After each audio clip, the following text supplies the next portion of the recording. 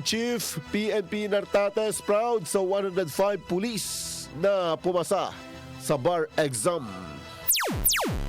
May kabuuang 105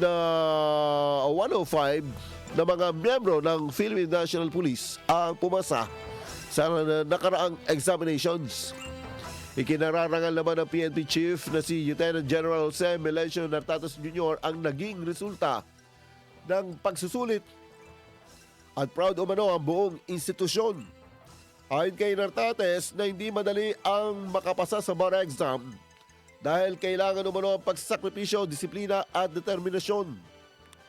Dagdag pa ng PNP Chief ng tagumpay ng mga pulis ay isang malaking patuto ng pagbabago at professionalismo ng PNP, lalo na't may kaugnayan sa pagpapatupad ng due process, karapatang patao at justisya.